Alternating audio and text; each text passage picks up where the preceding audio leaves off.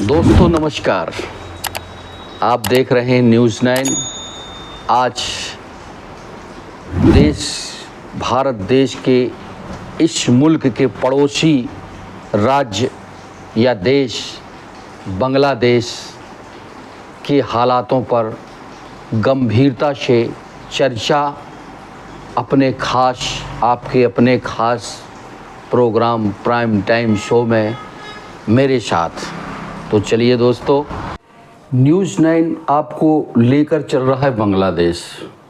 आज आपके पड़ोसी मुल्क बांग्लादेश की हालत इस कदर बेपटरी हो गए हैं कि वहाँ पर जनता आवाम सड़कों से लेकर प्रधानमंत्री आवास तक पहुँच चुकी है।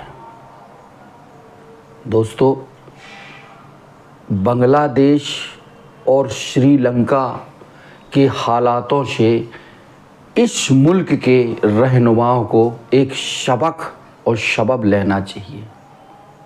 आज इस बात पर आपके इस खास प्रोग्राम प्राइम टाइम शो में मैं बात पते की करने वाला हूँ।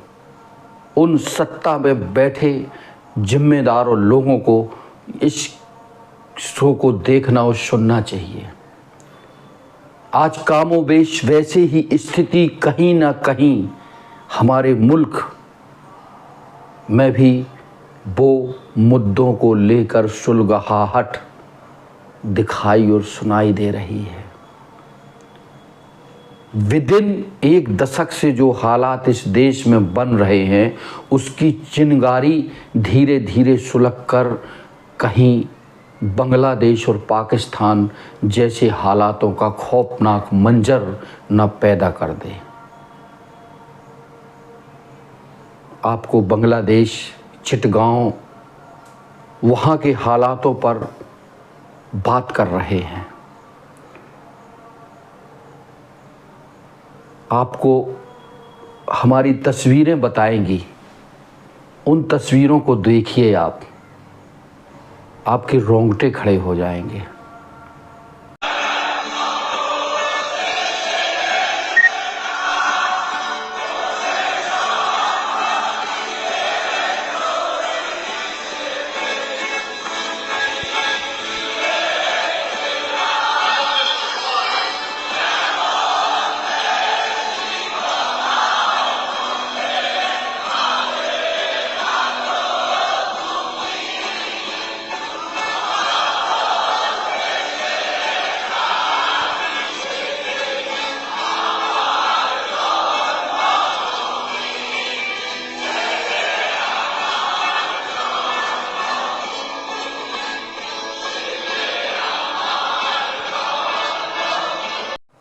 आपने तस्वीरें देखी, निश्चित ही न्यूज़ 9 की ये तस्वीरें देखकर आपका मन विचलित हुआ होगा, दिल दहला होगा। दोस्तों देखिए कैसे वहाँ की चुनी हुई प्रधानमंत्री शेख हसीना को देश छोड़कर भागना पड़ रहा है। इसे कहते हैं जनता की मार। जनता पर जब अपने पर आ जाती है ना मित्रों, तो वह किसी की नहीं सुनती है। यह हालात एक दिन में नहीं बने। बांग्लादेश, ढाका और उसके तमाम ज़िलों में और राज्यों में ये हालात एक दिन में निर्मित नहीं हुए कि वहाँ की प्रधानमंत्री को देश छोड़कर चोरी छुपे भागना पड़ा और उनके आवास पर प्रदर्शनकारियों ने कब्जा जमा लिया। कहते हैं गांव से बड़ी बारात नहीं होती। तमाम सुरक्षा के पुख्ता इंतजामात धरे के धरे रह गए। दोस्तों, यह जो वाकया घटनाक्रम बांग्लादेश में हुआ है, वह मैं कह रहा हूं ना, 1-2 दिन की बात नहीं है। जरा हम थोड़ा सा पीछे आपको ले चलते हैं। बांग्लादेश के राष्ट्रपिता कहे जाने वाले रहमान साहब, शेख हसीना जी के पिताजी, वहाँ की कट्टरपंथी सरकार पाकिस्तान से जो संघर्षशील से जूझ रही थी, पाकिस्तान, पश्चिमी पाकिस्तान कहलाता था बांग्लादेश। भारत से मिलकर रहमान साहब ने 1971 की जो लड़ाई लड़ी, उस 71 की लड़ाई में भारत के सहयोग से, पश्चिमी पाकिस्तान नहीं, पूर्वी पाकिस्तान का जो संघर्ष हुआ, जिसमें उस टाइम की प्रधानमंत्री इंदिरा गांधी थी। इंदिरा गांधी और रहमान साहब ने मिलकर उस टाइम पर पाकिस्तान के आक्रांताओं को खदेड़ कर 92,000 सैनिकों को बंदी बनाकर बांग्लादेश को मुक्त करा दिया था। जी हाँ दोस्तों, यहाँ से आज जो कल बीते 24 घंटा में जो पटकथा लिखी गई है ना, वो दौर 1971 और 2 से वो दौर और कल परसों का दौर की कड़ी से कड़ी जुड़ा रहा हूँ मैं, आप उस कड़ियों को समझिए। तो बीज जो 71 में पूर्वी पाकिस्तान से जो कहलाता था वह बांग्लादेश बना। बांग्लादेश जब बन गया तो बांग्लादेश और भारत के मैत्रीय संबंध उस टाइम से लेकर बीते रोज तक कुछ ना कुछ बेहतरीन तरीके से चलते चले आ रहे थे।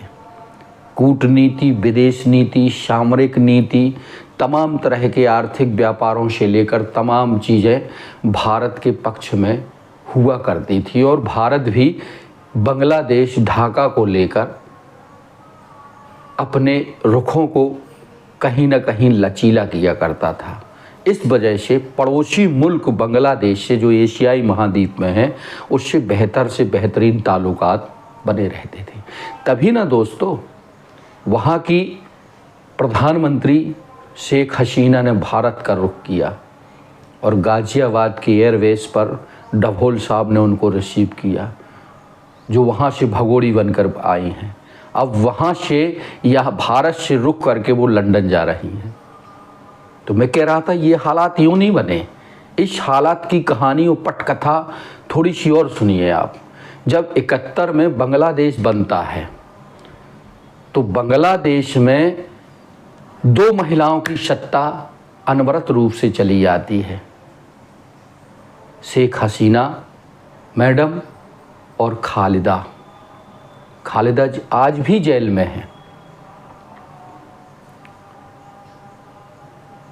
तो जो 71, 72, 73 से वहाँ की सरकार ने या सरकारों ने, रहमान साहब समर्थित जो सरकार, हसीना की पार्टी आगामी लीग जो सत्तारूढ़ है और विपक्षी पार्टी खालिदा जी की जो है वह, इन दोनों में टकराव चल रहा था।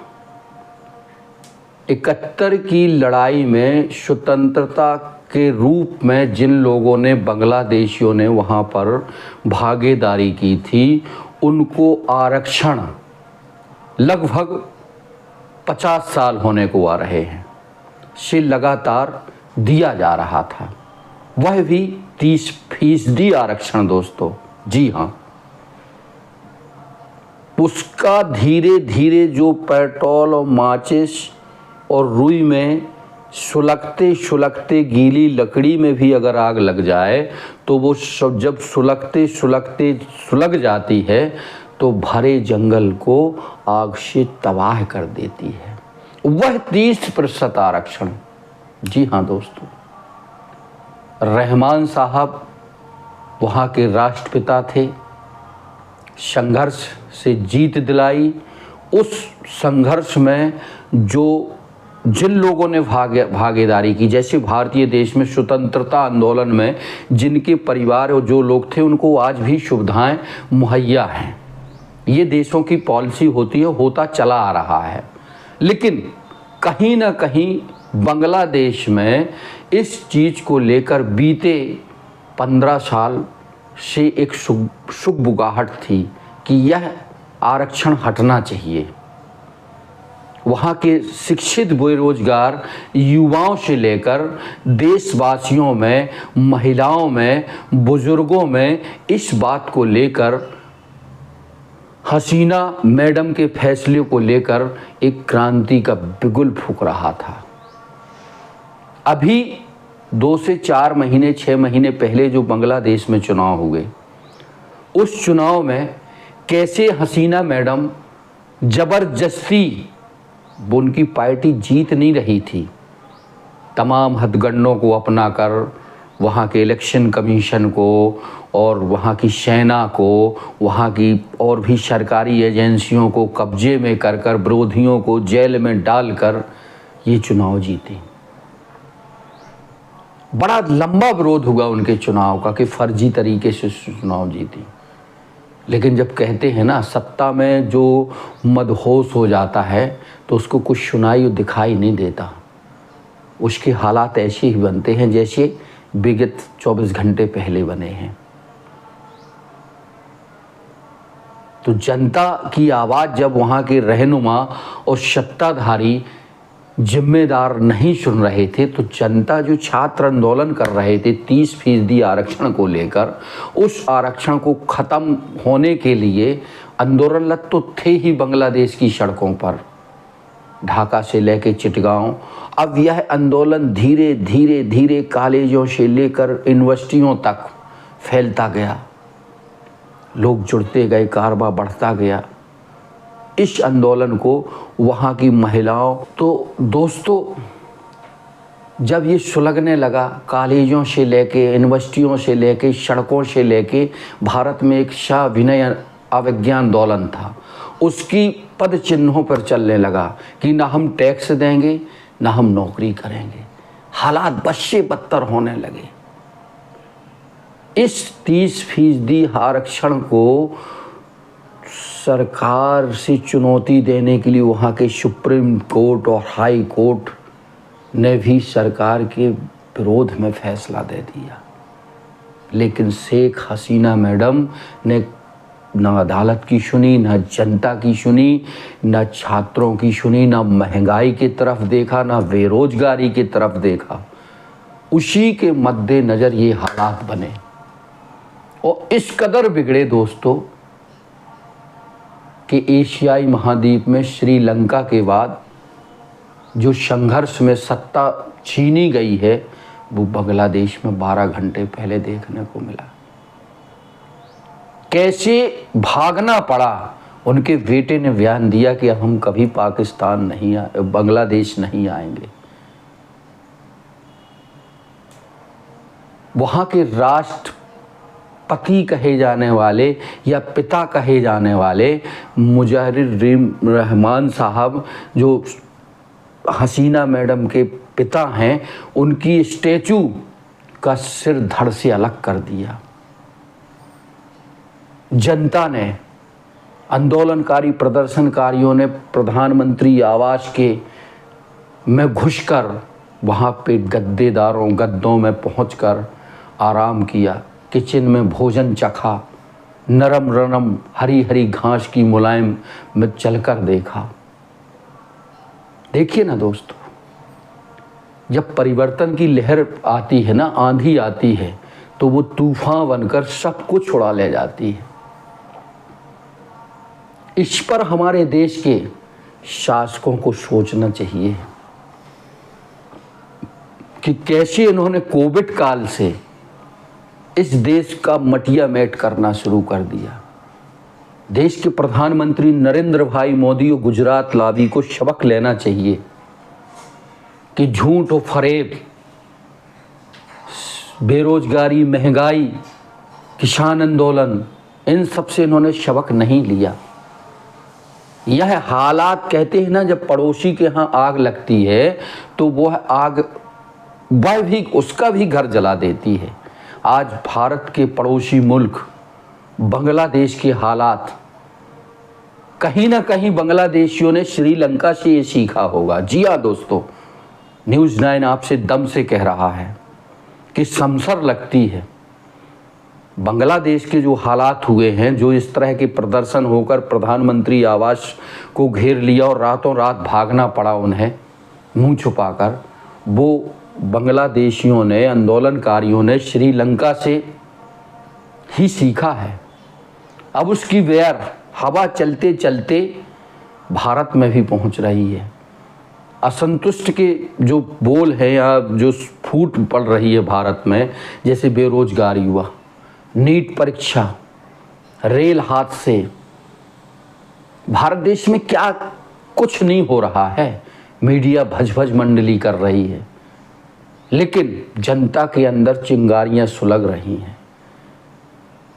वो हालात अगर काबू में नहीं किए गए, अब लोगों की बात नहीं मानी गई, तो निश्चित मानिए न्यूज़ 9 की यह भविष्यवाणी है कि कुछ सालों बाद भारत में अगर मोदी इसी तरह सामंतशाही, हिटलर शाही, हसीना जैसे करते रहे कि वहाँ के विपक्ष के लोगों की आवाज़ बंद कर दी, जेलों में ठूंस दिया, एजेंसियों का दुरुपयोग किया, कोर्ट कचहरी की बातें नहीं सुनी, जो भारत में हो रहा है, इससे भी गए गुजरा बांग्लादेश में होता था।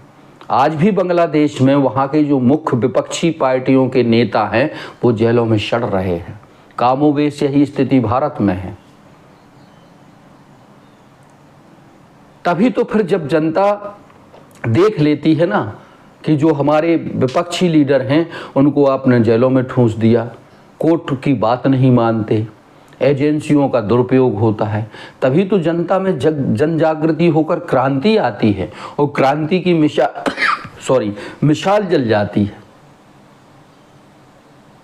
आपको मैं कुछ चीज़ें बताना चाहता हूँ कि आखिरकार यह हालात बांग्लादेश में बने तो बने क्यों।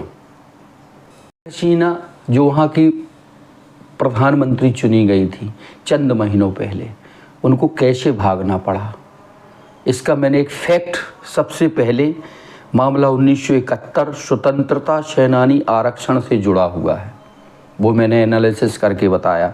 तीसरा पॉइंट यह था कि श्रीलंका के जैसे लॉन्ग मार्च प्रधानमंत्री के घर तक पहुंचकर दरवाजे तोड़े गए, गद्देदार बिस्तर में भी थे, खाना चख कर देखा गया।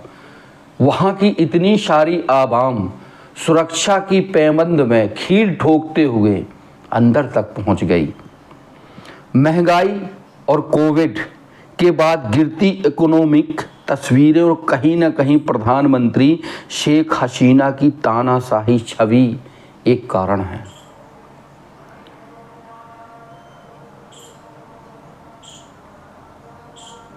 हिंसा चिटगांव से शुरू हुई, प्रधानमंत्री आवास तक पहुंच गई। बांग्लादेश को पाकिस्तान से स्वतंत्र कराने वाले बंग बंधुओं के स्टैचू को भी तोड़ा गया। ये छठवां। बांग्लादेश में 30% आरक्षण, 71 के सेनानी के परिवार वालों को 10%, पिछड़े जिलों में रहने वालों को और 5% रिलीजियम माइनॉरिटीज़ को दिया जा रहा था। ये हम विसंगतियां बता रहे हैं, पॉइंट आपसे उस दौर से जो चली आ रही थी वर्तमान दौर तक। 8वां एक पॉइंट था, बांग्लादेश के सुप्रीम कोर्ट ने 1971 वाले 30% आरक्षण को खत्म कर दिया था, लेकिन आगामी लीग शेख हसीना की पार्टी ने पुनः इसको रिवाइव कर दिया, जिसके चलते जनता और युवाओं में आक्रोश फूटा।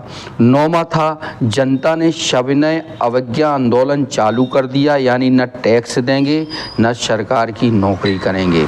10वां सबसे बड़ा फैक्ट था कि बांग्लादेश में भारत के उच्च आयुक्त रहे हर्ष श्रृंगला ने बताया कि बांग्लादेश की इकोनॉमी कोविड के बाद से ही काफ़ी नाजुक चल रही थी, जिसमें तमाम तरह की कोविड में अनियमितताएं बांग्लादेश में देखने को मिली, तमाम मौतें हुई, वैसे ही कामोबेश स्थिति भारत में भी रही। 11वीं बात जो निकलकर हम आपको फैक्ट में समझा रहे हैं वह यह है कि इस कहानी के पीछे आखिर सबसे बड़ी साजिश किसकी है। जी हाँ दोस्तों, चीन पचा नहीं रहा है भारत बांग्लादेश के सच्चे और अच्छे संबंधों को। किसी ने सोचा नहीं था कि हसीना को देश छोड़ना पड़ेगा, किसी ने सोचा नहीं था कि वहाँ पर लोग मुजीबुर रहमान की मूर्ति को तोड़ देंगे और सेना की कमांडर ने यह कहकर मना कर दिया कि हम अपने लोगों पर गोली नहीं चलाएंगे। वर्तमान सेना के जो कमांडर हैं ना, वहाँ पे प्रदर्शन हो रहा था। सेना और पुलिस ने हसीना मैडम का साथ नहीं दिया दोस्तों। बढ़ते उग्र प्रदर्शन और सच्चाई की आग ऐसी सुलगती है कि उसमें बड़े बड़े सब कुछ बह जाते हैं। तो वहाँ का जो चीफ कमांडर था उसने सीधा सीधा मना कर दिया कि हम अपने देशवासियों पर गोली नहीं चलाएंगे। अब सेना भी साथ नहीं दे रही थी, पुलिस भी साथ नहीं दे रही थी, तो हसीना मैडम को तो भागना ही था जी। अब इसमें एक चीज़ और सबसे बड़ी बात निकल कर आ रही कि चीन की विस्तारवादी नीति श्रीलंका से निकल कर बांग्लादेश तक पहुंच गई। नेपाल पहले से चीन की गोद में बैठा हुआ है। पाकिस्तान से चीन के और नज़दीकी संबंध हो चुके हैं। भारत मुश्किल हालात में है। इस वक्त मालदीव भी कहीं ना कहीं चीन से बेहद करीबी रुख अपना चुका है। अफगानिस्तान भी चीन के लगातार कांटेक्ट में है। यानी कहा जाए तो चीन इस समय दक्षिण एशिया में भारत की बढ़ती छवि से तिलमिला उठा है और भारत को गिराने की पूरी तैयारी कर चुका है। भारत की पॉलिटिकल बैलेंस की डिप्लोमेसी अब देखना होगा कि आखिर क्या मोड़ लेती है। तो दोस्तों, जाहिर सी बात है कि आज जो बांग्लादेश में पड़ोसी मुल्क बांग्लादेश में हो रहा है, उसकी आग कहीं ना कहीं इस देश में भी सुलग रही है। और आने वाले समय में देश के प्रधानमंत्री यानी नरेंद्र मोदी को बांग्लादेश से कुछ सीखना चाहिए। चरम बेरोजगारी, बढ़ती महंगाई, नेताओं की हठधर्मिता मुल्कों को तबाह कर देती है। और मुल्क जो है जब तबाह होते हैं, जनता जब उखड़ती है, तो कहीं ना कहीं बांग्लादेश जैसे हालात होते हैं। आज भारत की भी स्थिति कोई अच्छी नहीं है। भारत को चीन के द्वारा पोषित, पाकिस्तान समर्थित आतंकवादियों के द्वारा पल्लवित और पोषित किया जाता है। देश के जो 6 एशियाई देश हैं, पड़ोसी मुल्क हैं, उन पर धीरे धीरे चीन का शिकंजा कसता जा रहा है। बात लंका की जाए, श्रीलंका की, तो वहाँ की जो वर्तमान सरकार है उसमें भी चीन की कहीं ना कहीं दखलंदाजी है। बर्मा यानी म्यांमार की अगर बात की जाए तो वहाँ पर जो विपक्षी बहुत आयरन लेडी है वो आज भी जेल में हैं, सड़ रही हैं। बांग्लादेश की स्थिति आप देख ही चुके हैं। पाकिस्तान पूरा का पूरा फंडिंग चीन के द्वारा करके, हथियारों की सप्लाई करके जो है भारत पर एक छद्म युद्ध लगातार छेड़े हुए है। तालिबानों के द्वारा अफगानिस्तान से चीन कहीं ना कहीं है सब करा रहा है। नेपाल जो एक पड़ोसी मुल्क है, वहाँ की ओली सरकार की बात अगर की जाए तो उसने भी कहीं ना कहीं भारत पर, जो भारत के साथ उसके सामरिक या व्यापारिक या विदेश कूटनीतिक संबंध थे, उन पे चीन की लगातार दबिश या बढ़ती दबाव के चलते नेपाल ने भी भारत से आंखें ततेरनी शुरू कर दी हैं। तिब्बत के भी ऐसे ही हालात। दोस्तों, एक जाहिर सा सवालात है कि आखिर चीन भारत को क्यों आंखें ततेर रहा है, क्यों आंखें लाल कर रहा है, और वर्तमान सरकार, मोदी सरकार क्यों घुटनों पर चीन पर जा रही है। आज लगभग कई दशकों से जो तीस्ता समझौता था, तीस्ता यानी भारत और बांग्लादेश का जो कॉरिडोर है, जो जोड़ने वाला है, व्यापार से लेकर तमाम आने जाने की कनेक्टिविटी होती है, उस पर कहीं ना कहीं चीन अपना हस्तक्षेप करके कब्जा करना चाहता है।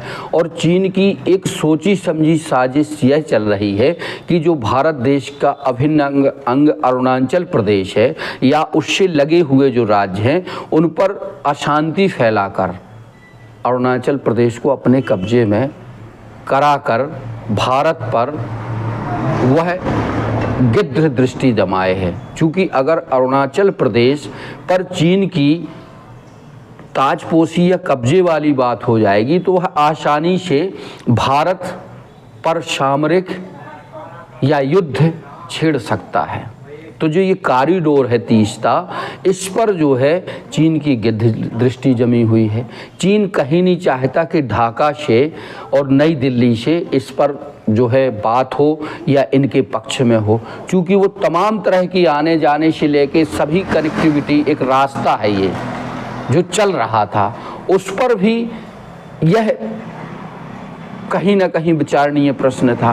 अब अगर भारत की और हसीना मैडम की जो सरकार थी, अब हसीना जी तो चली गई, अब वहाँ पे सेना समर्थित या अंतरिम सरकार बनेगी तो कैसे भारत से अब वो संबंध नहीं रहने वाले दोस्तों जो लगातार चलते आ रहे थे। अभी शेख हसीना का चीन और अमेरिका को लेकर इस संबंध में दौरा भी हुआ था। वहाँ चीन ने हसीना से कहा था कि आप इस समझौते को रद्द करें, हमारे कुछ फैसले या कूटनीति या विदेश नीति पर पहल करें। तब हसीना मैडम वहाँ से नाराज़ होकर चीन से अधूरा दौरा छोड़कर आ गई थी। अब एशियाई महाद्वीप में जो सार्क के 6 देश कहलाते हैं, उन पर जो है चीन का बढ़ता दबदबा देखकर पाकिस्तान भी थोड़ा सा आश्चर्यचकित है, अमेरिका भी थोड़ा आश्चर्यचकित है। अमेरिका नहीं चाहता कि चीन का दबदबा 6 एशियाई देशों में या सार्क देशों में हो। तो यह जो पहले स्थिति बना करती थी शीत युद्ध टाइप की, सोवियत संघ और अमेरिका की, अब चीन और अमेरिका के बीच यह कंपटीशन मचा हुआ है। तो दोस्तों ऐसे में भारत के पड़ोसी मुल्क में अशांति तो फैल ही रही है, उसकी अशांति की लपटें आने वाले समय में कहीं ना कहीं भारत पर भी पड़ने वाली हैं। भारत के प्रधानमंत्री और गुजरात लावी ने जो यहाँ पर झूठ बोल कर लोगों को गुमराह कर बेरोजगारों को सपने दिखाकर 3 करोड़ नौकरियों से लेकर जो उन्होंने बातें की थी उस पे असंतोष पनप रहा है। किसान असंतुष्ट है, महंगाई की मार है। अब कल ही 19 लाख हजार करोड़ रुपए का शेयर सूचांक के माध्यम से धड़ाम से बाजार गिर गया। तो कहीं ना कहीं मित्रों देश के रहनुमाओं को प्रधानमंत्री नरेंद्र मोदी को सबक लेना चाहिए कि बांग्लादेश जैसे हालात कहीं भारत में निर्मित ना हो जाए। बहरहाल जैसी करनी वैसी भरनी। शेख हसीना ने जो अत्याचार, अन्याय, तानाशाही वहाँ की आम आवाम से लेकर विपक्षी नेताओं के साथ की, आज उन्हें शर छुपाने के लिए देश में जगह नहीं मिल पा रही है। एक जोड़ी कपड़ों में हफ्ते गिरते पड़ते अपनी बहन और बेटे के साथ भारत में शरण लेनी पड़ी और भारत के हिंडन, गाजियाबाद के हिंडन एयरवेज से वो लंदन के लिए आज रवाना होगी। वहाँ की आवाम, प्रदर्शनकारी, बेरोजगार, महंगाई से त्रस्त जनता प्रधानमंत्री आवास में गुलछर्रे उड़ा रही है, वहाँ के भोजन चख रही है, वहाँ के नरम मुलायम डल्लप वाले गद्देदारों गद्दों पर ऐश कर रही है, नरम मुलायम घास पर चल रही है। ऐसे ही हालातों से अगर बचना है देश को या बचाना है तो सबक लेना चाहिए। ज़रूरी नहीं है कि जब खुद घर जले तभी सबक लें, पड़ोसियों के दुख और दर्द से भी सबक। सो प्यारे दोस्तों, न्यूज़ 9 पर हमारी यह थी खास पेशकश प्राइम टाइम शो में।